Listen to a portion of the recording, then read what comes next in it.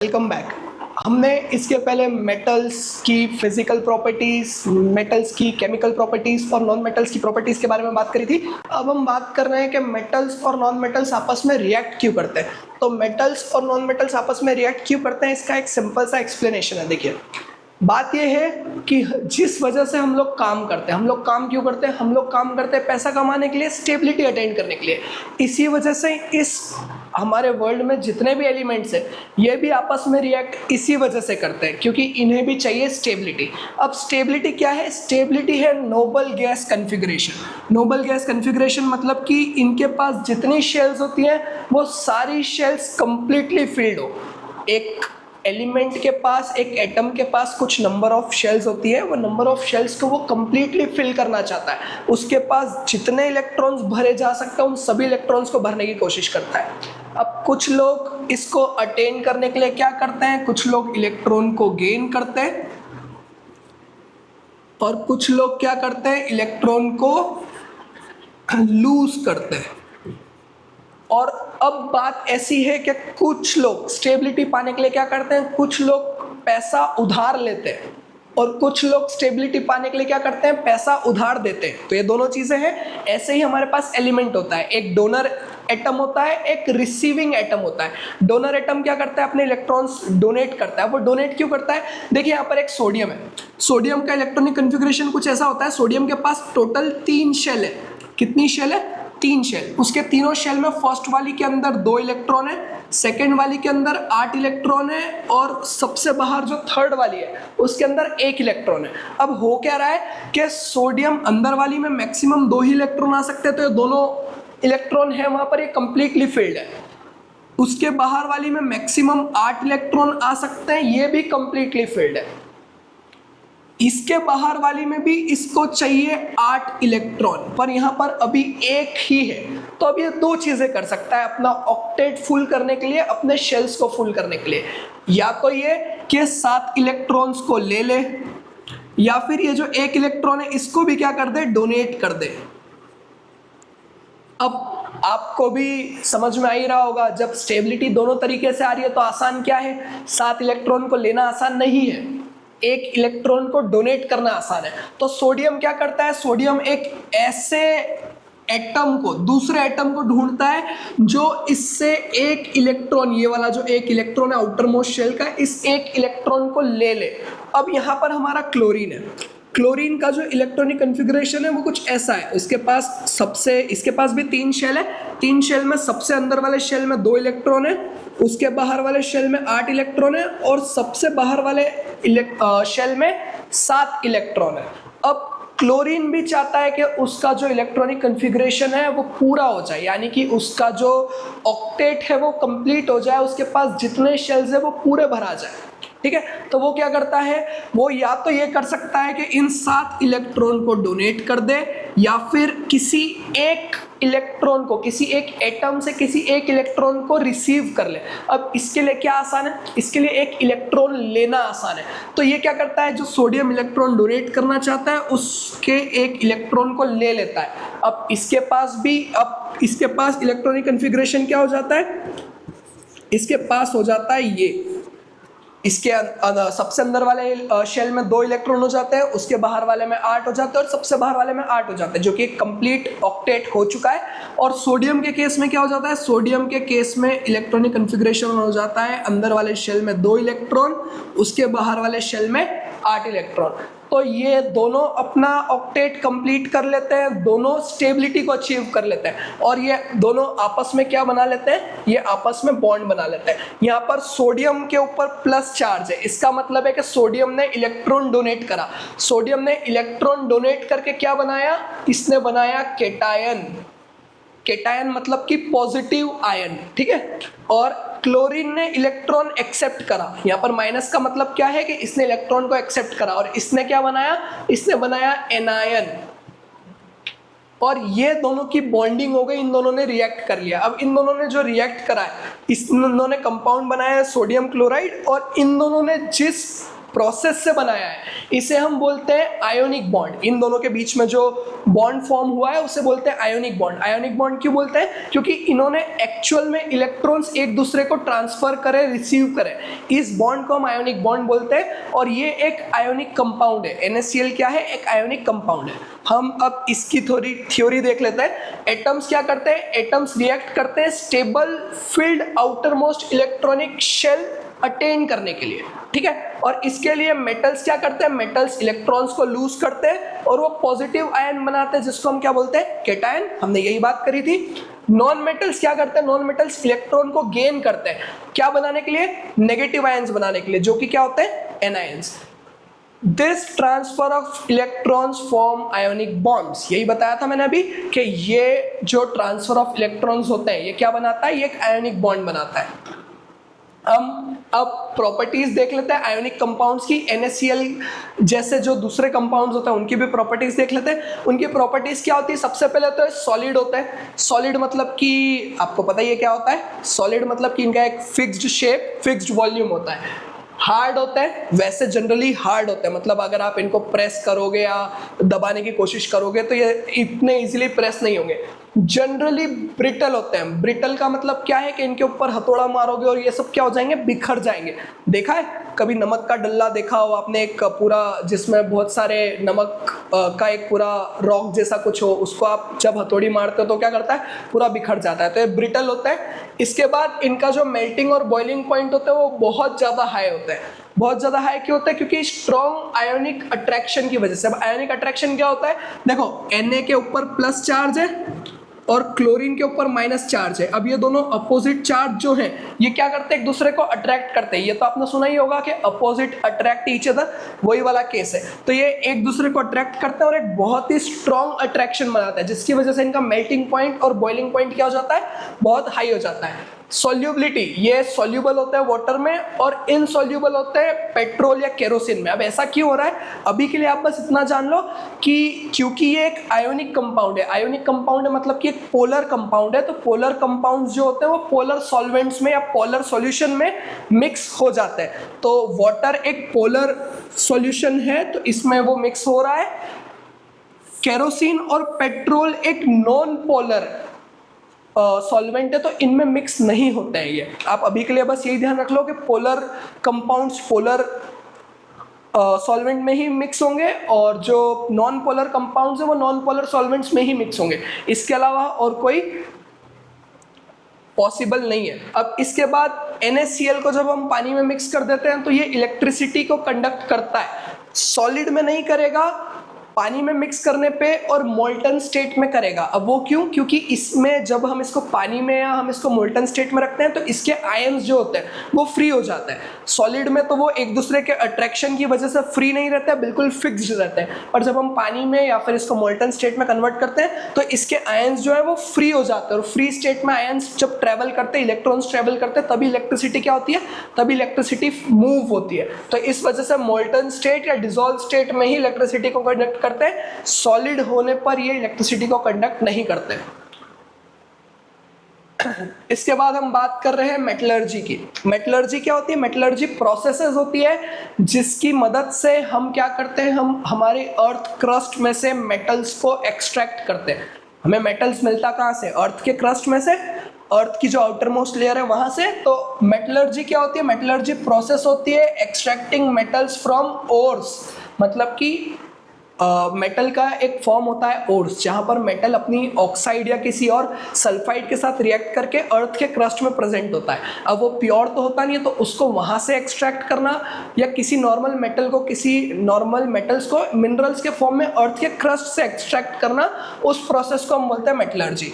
Minerals क्या होते हैं? जो नेचुरली अकर करते हैं अर्थ के कंपाउंड्स में, मतलब कि ऐसे ही बिना रिएक्ट करे वो नेचुरली वहां पर है। जैसे कि गोल्ड हो गया, सिल्वर हो गया, जनरली प्योर फॉर्म में प्रेजेंट होते हैं, इनको ज्यादा कुछ करना नहीं पड़ता है। ओर्स क्या होते हैं? ओर्स वो होते हैं जो अपने ऑक्सीजन या सल्फर या इनके साथ दूसरे कंपाउंड्स के साथ रिएक्ट करके अर्थ के क्रस्ट में प्रेजेंट है। जैसे कि आयरन जो होता है वो आयरन ऑक्साइड के केस में के फॉर्म में प्रेजेंट होता है। तो आयरन ऑक्साइड के केस में प्रेजेंट होता है तो हमें उससे निकाल के और उसको प्योरीफाई करना पड़ता है। गैंग को हम बोलते हैं जो इम्प्योरिटीज होती है जो अर्थ क्रस्ट में ऑलरेडी प्रेजेंट है, जो कि मेटल के साथ आ जाती है, उसे हम ये गैंग बोलते हैं, ठीक है। इसके बाद हम बात कर रहे हैं एक्सट्रैक्टिंग की। तो अब हमारे पास देखिए मेटल्स, हमने रिएक्टिविटी सीरीज देखी थी। रिएक्टिविटी सीरीज में हमारे पास कुछ मेटल्स ऐसे हैं जो बहुत ही ज़्यादा रिएक्टिव हैं, कुछ मेटल्स ऐसे हैं जो रिएक्टिव इतने ज़्यादा नहीं है, और कुछ ऐसे हैं जो रिएक्ट ज़्यादातर करते ही नहीं है। तो सबकी प्रोसेस अलग अलग होती है उनको एक्सट्रैक्ट करने की। वो अलग अलग क्यों होती है? क्योंकि अगर हम एक प्रोसेस से ही उनको करने की कोशिश करेंगे तो जो रिएक्टिव मेटल्स है वो कुछ और किसी और कंपाउंड के साथ रिएक्ट होकर कुछ और बना लेंगे, और नॉर्मल जो नॉन रिएक्टिव है उनके लिए इतनी प्रॉब्लम रहती नहीं है। तो हम एक बार सबकी देखते हैं।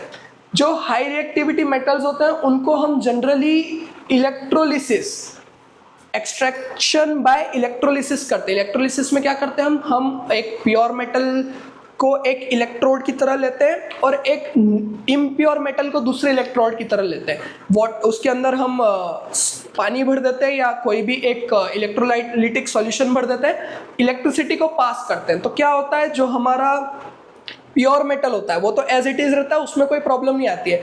जो इम्प्योर मेटल रहता है, वो इम्प्योर मेटल की जो इम्प्योरिटीज होती है वो उस पानी के अंदर, उस इलेक्ट्रोलिटिक सॉल्यूशन के अंदर नीचे बैठने लगती है, और जो प्योर मेटल होता है वो जाके उस प्योर मेटल वाली इलेक्ट्रोड के ऊपर जमा होने लगता है। तो वहां से हमारी क्या हो जाता है, हमारा प्योर मेटल एक्सट्रैक्ट हो जाता है। दूसरा है कि मीडियम रिएक्टिविटी वाले जो एलिमेंट्स हैं उनको हम कार्बन के साथ रिडक्शन करते हैं। कार्बन के साथ रिडक्शन कैसे करते हैं कि उनको पहले उनकी ऑक्साइड्स बनाई जाती है, उनको बर्न करा जाता है, फिर कार्बन के साथ उनको रिड्यूस करा जाता है। मतलब कि रिडक्शन क्या होता है, रिमूवल ऑफ ऑक्सीजन। तो जब पहले उनकी ऑक्साइड्स बनाई जाती है, फिर उस ऑक्साइड्स में से ऑक्सीजन को रिमूव करके और प्योर मेटल निकाला जाता है। लो रिएक्टिविटी के जो मेटल्स होते हैं उनको तो डायरेक्टली हीट करते हैं, जैसे कॉपर, मरकरी, इनको डायरेक्टली हीट करते हैं और इनका प्योर जो हमारे पास सब्सटेंस होता है वो आ जाता है। कॉपर, मरकरी, गोल्ड, सिल्वर, इनको बहुत ज़्यादा हीट की जाती है, तो इनके अंदर जो कोई इम्प्योरिटी या कोई गैसेस प्रेजेंट भी होती है तो वो जब पिघलता है तो उस टाइम पे निकल जाती है और प्योर मेटल बच जाता है। इनकी और प्रोसेस को थोड़ा सा डीप में देख लेते हैं। क्या करते हैं, ओर को फर्स्ट अपन ऑक्साइड्स में कन्वर्ट करते हैं। ऑक्साइड्स में कन्वर्ट करते हैं, कुछ ओर्स ऑलरेडी ऑक्साइड्स में होते हैं, पर कुछ अगर सल्फाइड्स और ऐसी कंपाउंड्स भी बना के रखते हैं तो उन्हें हम नॉर्मल ऑक्साइड्स में कन्वर्ट करते हैं। फिर इनको रोस्ट करते हैं। इनको रोस्ट करते हैं ताकि सल्फाइड ओर्स जो होते हैं वो स्ट्रॉन्ग एयर में उड़ जाए और बाकी बच जाए। फिर इनका कार्बोनेटेड ओर्स के साथ इनको कैल्सिनेशन करते हैं, जिसमें कार्बोनेटेड ओर्स बचते हैं। मेटल को फिर मेटल ऑक्साइड को फिर हम रिड्यूस करते हैं, किसके साथ, कार्बन के साथ। रिडक्शन आपको पता ही है, हमने फर्स्ट चैप्टर में पढ़ा था। और हमारे पास क्या बच जाता है, प्योर मेटल बच जाता है। जो ज़्यादा रिएक्टिव मेटल्स होते हैं उनकी रिफाइनिंग देख लेते हैं। उसमें हम क्या करते हैं कि इलेक्ट्रोलिटिक रिफाइनिंग का यूज़ करते हैं। इलेक्ट्रोलिटिक रिफाइनिंग में हम एनोड में इम्प्योर मेटल को लगाते हैं। यहाँ पर ये इम्प्योर मेटल है, ठीक है, और कैथोड पे हम प्योर मेटल को लगाते हैं। यहाँ पर क्या है, प्योर मेटल। अब एनोड जो होती है वो हमारी पॉजिटिव इलेक्ट्रोड है और कैथोड जो है वो नेगेटिव इलेक्ट्रोड है। तो यहाँ पर एनोड पे जो कि पॉजिटिव इलेक्ट्रोड है, इस पर हमने इम्प्योर मेटल लगाया। कैथोड जो कि नेगेटिव इलेक्ट्रोड है, इस पर हमने प्योर मेटल लगाया। जब इलेक्ट्रिसिटी पास करते हैं हम इन इलेक्ट्रोड्स के थ्रू, और ये इलेक्ट्रोलिटिक सॉल्यूशन है, तो यहाँ से जब इलेक्ट्रिसिटी पास करते हैं तो ये यहाँ पर इसकी जो भी इम्प्योरिटीज होती है वो यहाँ पर नीचे सेटल होने लगती है। प्योर मेटल जाके और प्योर इलेक्ट्रोड के ऊपर जमा होने लगता है। इससे क्या होता है, इससे हमें प्योर मेटल मिल जाता है और इम्प्योरिटीज क्या होती है, इम्प्योरिटीज रिमूव हो जाती है। इसके बाद हम पढ़ रहे हैं व्हाट इज कोरोजन। कोरोजन क्या होता है, तो कोरोजन हमने फर्स्ट चैप्टर में भी पढ़ा था। कोरोजन क्या होता है कि जब भी हमारा जो मेटल है वो स्लोली रिएक्ट करता है इन्वायरमेंट के साथ और खराब होता है, उससे हम क्या बोलते हैं, कोरोजन। यहाँ पर आप देख रहे हो ये इन्वायरमेंटल कीटाणु है, असल में कीटाणुओं से रिएक्ट नहीं करता है, ऑक्साइड्स और सल्फाइड से रिएक्ट करता है। पर यहाँ पर बस एक इलिस्ट्रेटिव वे है कि ये इस मेटल को खराब कर रहे हैं, ठीक है। और जो कोरोजन जो होता है वैसे तो एक इलेक्ट्रोलिटिक प्रोसेस होती है जिसके बारे में आप आगे जाके थोड़ा सा डीप में पढ़ेंगे, पर अभी हम बस ये समझ लेते हैं कोरोजन होता क्या है। तो कोरोजन क्या होता है, जब भी हमारा मेटल धीरे धीरे खराब होना चालू करता है एटमॉस्फेयर के प्रेजेंट में, तो उसे हम बोलते हैं कोरोजन। कोरोजन के एग्जांपल क्या है, सिल्वर जो होता है वो ब्लैक कलर की ऑक्साइड बना लेता है, टार्निश होने लग जाता है। कॉपर जो होता है वो ग्रीन कोट बना लेता है, ग्रीन कलर का कोट बना लेता है। मेरे पास एक्चुअली ये कॉपर की रिंग है, ये कॉपर की रिंग जो है ये भी कभी कभी रिएक्ट करके और ग्रीन कलर का कोट बना लेती है। अभी आज तो मेरी उंगली पे दिख नहीं रहा होगा थोड़ा सा, पर ये यहाँ पर ग्रीन कलर का एक कंपाउंड बन जाता है। आयरन क्या करता है, आयरन रस्ट करता है, आपने लोहे को जंग लगते हुए देखा ही होगा, और यही सारी चीजें होती है। अब आयरन को रस्ट करने के लिए एयर और वाटर दोनों चाहिए।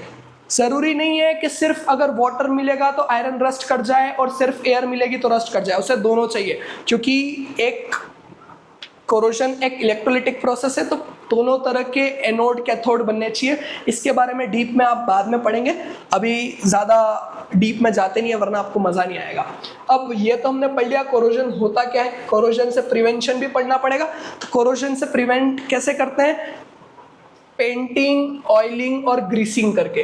पेंटिंग, ऑयलिंग और ग्रीसिंग करके मतलब कि हम मेटल सरफेस को पेंट कर सकते हैं, ऑयल कर सकते हैं, ग्रीस कर सकते हैं। ये तीनों मेथड क्या करती है, ये तीनों मेथड एटमॉस्फेरिक ऑक्साइड से कांटेक्ट खत्म कर देती है, जिसकी वजह से क्या होता है कि हमारा जो मेटल होता है, प्योर मेटल जो होता है, वो बाहर वाली ऑक्साइड्स के कांटेक्ट में आके रिएक्ट नहीं कर पाता है। तो जब वो रिएक्ट नहीं करता है तो खराब नहीं होता है। एक और प्रोसेस होती है गैल्वेनाइजेशन। गैल्वेनाइजेशन क्या होती है कि हम किसी भी मेटल को और ज़्यादा रिएक्टिव एलिमेंट से कोट कर देते हैं। कोट कर देते हैं मतलब उसके ऊपर उसकी परत चढ़ा देते हैं। जैसे कि हम जनरली आयरन और स्टील के ऊपर जिंक की लेयर चढ़ाते हैं। अब होता क्या है कि जिंक की लेयर हम जब चढ़ाते हैं तो पहले जो ऑक्साइड्स और सल्फाइड्स रिएक्ट करने के लिए आएंगे वो किससे रिएक्ट करेंगे, वो पहले रिएक्ट करेंगे जिंक से। क्यों, क्योंकि जिंक की जो लेयर है वो कांटेक्ट में उनसे, और जिंक ज़्यादा रिएक्टिव है, तो जिंक से रिएक्ट करके वो एक प्रोटेक्टिव लेयर बना लेते हैं। और जब प्रोटेक्टिव लेयर बनाते हैं तो वो लेयर अंदर वाले मेटल को तो प्रोटेक्ट करती है और बाहर खुद कोरोड कर देती है। इस प्रोसेस को हम बोलते हैं गैल्वेनाइजेशन। इसके बाद होती है एक एनोडाइजिंग मेथड भी होती है, जिसमें हम क्या करते हैं, जिसमें हम ऑक्साइड की लेयर, एल्यूमिनियम ऑक्साइड की लेयर बना देते हैं बाहर, प्रोटेक्टिव लेयर। अब एल्यूमिनियम ऑक्साइड आपको पता ही है एक एम्फोटेरिक ऑक्साइड होती है जो कि सॉल्ट और वाटर बनाने का काम करती है, तो वो भी एक मेटल को प्रोटेक्ट करने का काम करती है। हमारा जो मेटल है उसको प्रोटेक्ट करने का काम करती है, बाहर से खुद खराब हो जाती है, अंदर मेटल को खराब नहीं होने देती है। दूसरी मेथड है एलॉइंग। एलॉइंग का मतलब होता है कि हम क्या करते हैं, हम एक मेटल को दूसरे मेटल या दूसरे कंपाउंड के साथ मिक्स कर देते हैं। जैसे स्टील और स्टेनलेस स्टील जो है ये दोनों एलॉयज हैं। स्टील बनता है जब हम आयरन को कार्बन के साथ मिक्स करके कर देते हैं तो स्टील बनता है, और स्टेनलेस स्टील बनता है जब हम निकल या क्रोमियम के साथ आयरन को मिक्स करते हैं तो स्टेनलेस स्टील बनता है। अब स्टेनलेस स्टील का मतलब क्या है, वो रस्ट नहीं होता है। इसकी प्रोसेस यहाँ पर लिखे हुए हैं। एलॉयज क्या होते हैं, एक होमोजीनस मिक्सचर। होमोजीनस मिक्सचर आपने 9th क्लास में पढ़ा होगा। होमोजीनस मिक्सचर मतलब कि जिनका कंपोजिशन थ्रू आउट सेम होता है। मतलब ऐसा नहीं कि यहाँ से पकड़ा तो कुछ और मिल रहा है, यहाँ इधर साइड से निकालने गए तो कुछ और मिल रहा है, पूरा कंपोजिशन एक जैसा रहेगा। तो होमोजीनस मिक्सचर दो या दो से ज्यादा मेटल्स का, उन्हें हम क्या बोलते हैं, एलॉय बोलते हैं। अब स्टील क्या होता है, आयरन और कार्बन का है। आयरन और कार्बन इसे हार्ड और स्ट्रॉन्ग बनाते हैं स्टील को।